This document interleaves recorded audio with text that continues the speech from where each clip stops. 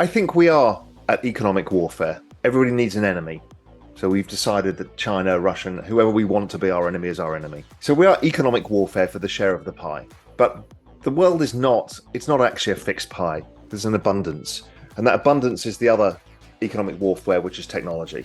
Right? That's happening at a massive scale.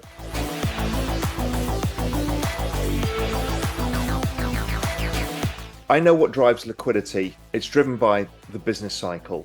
The balance sheet right now is what, $6.5 trillion, and it looks like it will get $7 trillion or so, and it looks like it will get to $12 to $14 trillion by the end of 2025.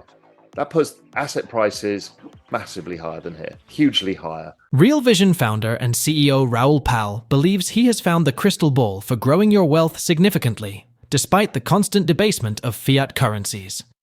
Despite being the world's reserve currency, the United States dollar loses an average of 7% of its value yearly. Over the past century or so, the USD has lost about 96% of its value, and we are now down to about 4 cents on a dollar compared to the early 1900s. This rapid debasement was accrued over a period when the United States national debt and debt interest were only a fraction of what they are today. With the ongoing massive debt explosion in the United States and other developed nations, experts are concerned that currency debasement will become an even bigger problem. For instance, Lynn Alden, a renowned macro analyst and investment strategist, has warned about a looming crisis that will completely phase out what we consider weak currencies today and make the strong currencies relatively weak. Within the next few years, Alden predicts that the annual debasement rate of the dollar will be in the double digits. This means higher asset prices and sticky inflation, leading to higher prices of goods and services and wider wealth inequality gaps. But even during the worst times, the rich will only get richer because the government will ensure they are largely unaffected. A great example is how drastically the pandemic relief efforts widened wealth inequalities across the globe. According to a 2023 report from Oxfam, $42 trillion in new wealth was created during the pandemic, of which $26 trillion went to the top 1%, while the remaining 99% of the global population collected just $16 trillion of new wealth. The Bloomberg Billionaires Index also reveals that 131 billionaires more than doubled their net worth during the pandemic, with one billionaire seeing a more than tenfold increase in their wealth during that period. Indian billionaire Gautam Adani's wealth grew from approximately $10 billion at the start of 2020 to $110 billion at the end of 2022. During a new interview with the Impact Theory podcast, Raoul, a renowned macro guru and former Goldman Sachs executive, discusses how everyone can take advantage of the government's obsession with regulating the economy to maintain their wealth and rapidly grow it over time, despite constant currency debasement. Powell's strategy is simple. Follow the Fed's and other central banks' balance sheets. These central banks will always print, and their activities directly influence the business cycle, which is why all asset prices are highly correlated with the balance sheet. So, the more they print, the higher asset prices go. With this simple strategy, Powell believes there is no need to worry about recessions or bear markets. Just buy when prices are low and watch your wealth grow massively. We will now bring you clips from the highly insightful discussion. Please watch to the end, like, share, and subscribe to the channel for more videos like this. Thanks, and enjoy. My hypothesis is that, okay, this is very observable. I think it's going to last, this relationship between assets and the central bank balance sheet because of the mechanism of debasement of currency. And I can forecast out what the business cycle looks like. And I also know the amount of interest payments that need to be made because they happened 3.5 years ago. And I can see how far the balance sheet's going to expand. So the balance sheet right now is what, $6.5 trillion. And it looks like it will get $7 trillion or so. And it looks like it will get to $12 to $14 trillion by the end of 2025. In the end, that puts asset prices massively higher than here, hugely higher.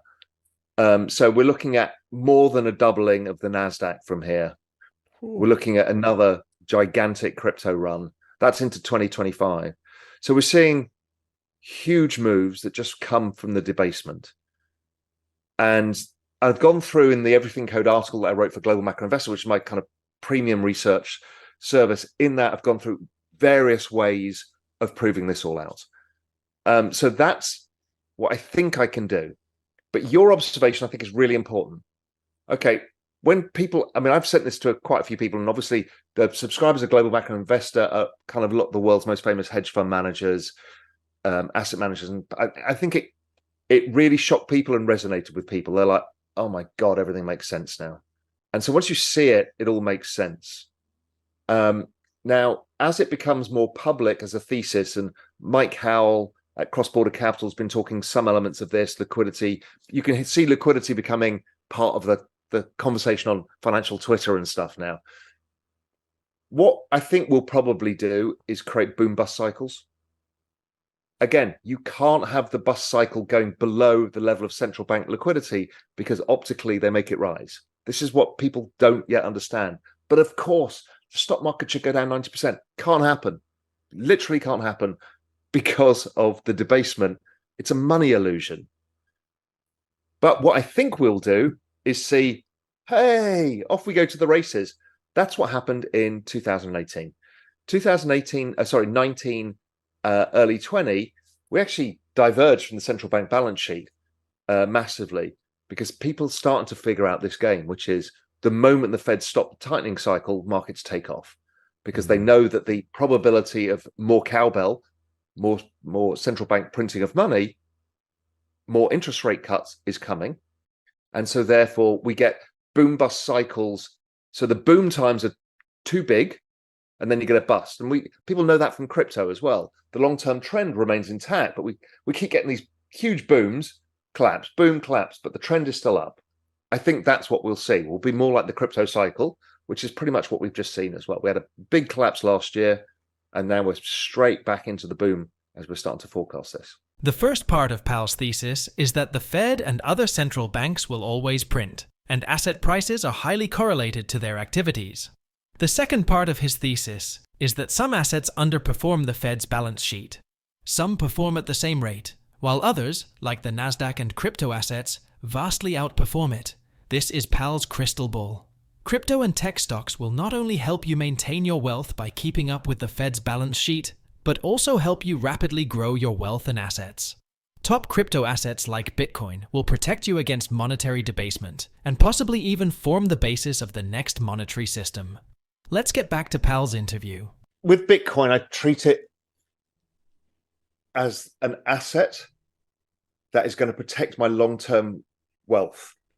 And that sounds crazy when it goes up and down like it does, right? And you've just gone through that full first cycle and you're like, oh. But what you'll find is the low is higher than the last time it hit the bottom. And then the next low will be higher and each high is higher. Oh, it's in an uptrend. So I just don't need to sweat about the ups and downs. What I should do is just accumulate every time it's at a down cycle. Why?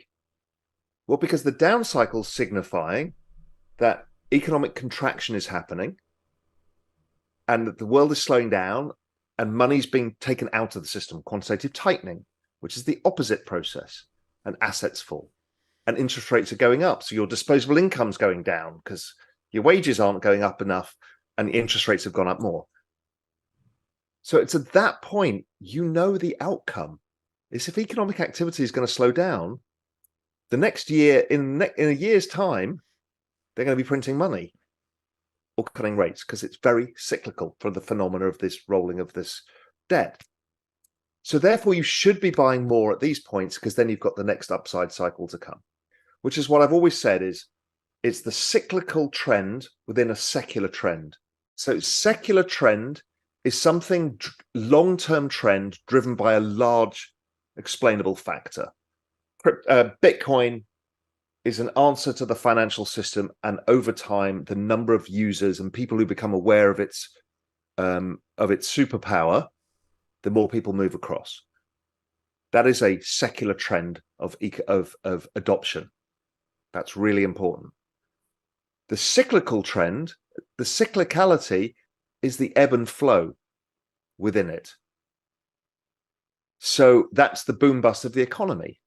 Not at a gigantic bust level, it's just a boom bust. Now, Bitcoin halving cycles correspond with all of this. Why? Is there some magic in that reduction of supply? Maybe. But Bitcoin came out exactly at the same time that all interest rates went to zero. They're all part of the same cycle. So every time we get into this economic cycle, it affects Bitcoin in the same way. But over the long run, the adoption, the secular cycle, means it outperforms everything. Because there's no secular adoption of the S&P 500. There's no secular adoption of General Electric, or that stuff's not really happening. Yes, there's an ongoing purchasing by 401ks, but that's really it. So that big mega trend is the observable trend that people can participate in, and it is going to more than offset what is going on with the debasement of currency. And that's to do with Metcalfe's law and the exponential trend of the adoption of a technological network or a technology itself. Great. So that's why Bitcoin charts over time just keep doing this. It's because it's exponential. The S&P 500 doesn't do that because it's not exponential. But the NASDAQ does. Most technologies do. And the reason why the NASDAQ keeps outperforming the S&P and keeps outperforming value stocks and makes people so angry is because it's all about the adoption of new technology. If you think about what's been driving the NASDAQ recently, it's the adoption of AI. Obviously, that's the fastest adoption of any technology in history. Crypto was the fastest beforehand, but this has eclipsed it. It's gone from, in 6 months, from basically 0 users to 100 million users in 6 months. According to Raoul Pal, although the S&P has not increased in real terms, it's still much more difficult for the average American to purchase it now than it was 3 or 4 decades ago. The same can be said for all other asset classes, including real estate. This is because, in real terms, wages haven't gone up since 1972. As a result, Pal believes it's financial suicide to just rely on one's wages to grow wealth instead of buying assets. At least with assets like the S&P, you can maintain your purchasing power and do much more with crypto and technology. What are your thoughts on Raoul Pal's detailed analysis of the Everything Code and the Federal Reserve's continuous liquidity loop? Please drop your comments and observations in the comments section below. Also, ensure you like this video, subscribe to the channel, and turn on post notifications for more videos like this. Thanks for watching.